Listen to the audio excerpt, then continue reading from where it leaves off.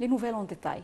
L'émir du Koweït, Sheikh Nawaf El Ahmed El Sabah, est décédé aujourd'hui à l'âge de 86 ans. Après l'annonce du décès de son prédécesseur, le prince héritier Mash'al El Ahmed El Jaber El Sabah a été désigné émir du Koweït. Sarah Al-Maghrabi et les détails.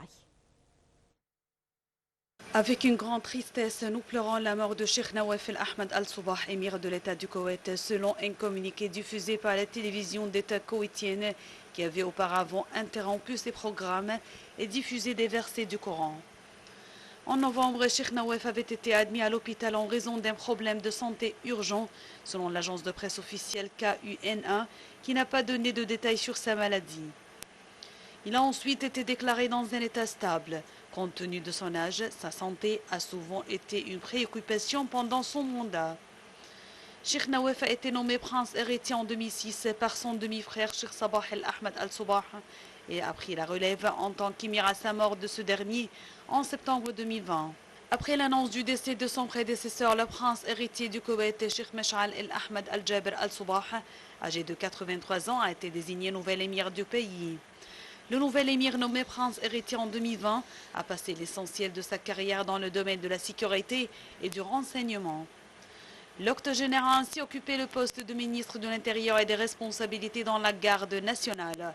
Il est en grande partie resté à l'écart de la scène politique et des dissensions au sein même de la famille régnante des El Sabah, dont certains membres s'accusent mutuellement de corruption et de conspiration.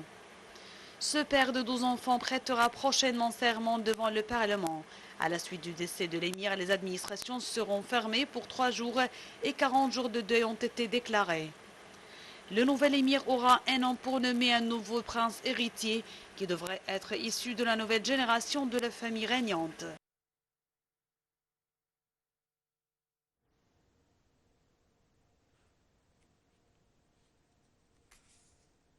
Et justement, le président Abdel Fattah el-Sisi déplore le décès de l'émir du Koweït, Sheikh Nawaf El Ahmed El Jaber El Sabah, qui est mort donc aujourd'hui. La République arabe d'Égypte déplore la mort de Sheikh Nawaf, souhaitant Dieu le Tout-Puissant que le défunt soit béni avec sa miséricorde et d'inspirer patience au peuple frère du Koweït, fait par la présidence dans son communiqué.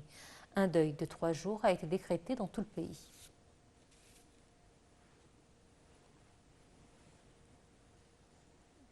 La Chambre des représentants, présidée par le conseiller Hanafi Gebeli, a déploré en son nom et au nom des membres du Conseil du peuple la mort de l'émir du Koweït, Sheikh Nawaf El Ahmed El Jaber El Sabah.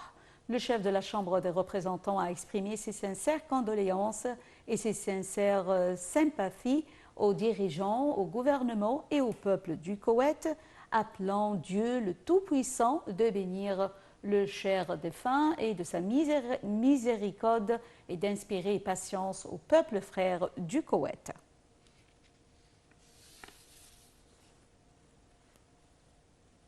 Toujours dans le même contexte, le grand imam de l'Azhar, Cheikh Ahmed El-Tayeb, a également déploré le décès de l'émir du Koweït, décédé donc ce matin après avoir passé toute sa vie au service de son peuple et son pays, en plus de son soutien aux questions arabes et islamiques. El-Tayeb a présenté ses sincères condoléances au peuple koweïtien et à la famille de l'émir du Koweït.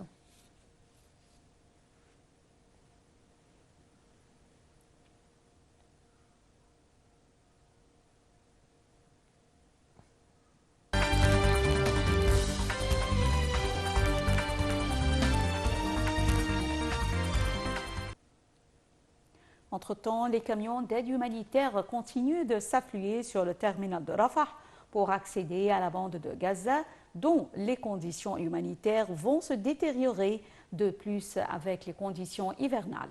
Les aides humanitaires incluent des denrées alimentaires, médicaux et des assistances vitales pour lever les fardeaux qui pèsent sur les civils palestiniens soumis à un blocus complet depuis plusieurs années.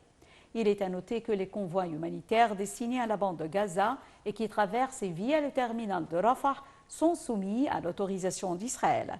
Ces aides ne parviennent qu'en quantité très limitée jusqu'à Rafah, les accès au reste du territoire étant coupés par les combats. L'armée israélienne enquête aujourd'hui sur la mort de 3 otages tués, selon elle, par erreur par ses soldats dans la bande de Gaza assiégée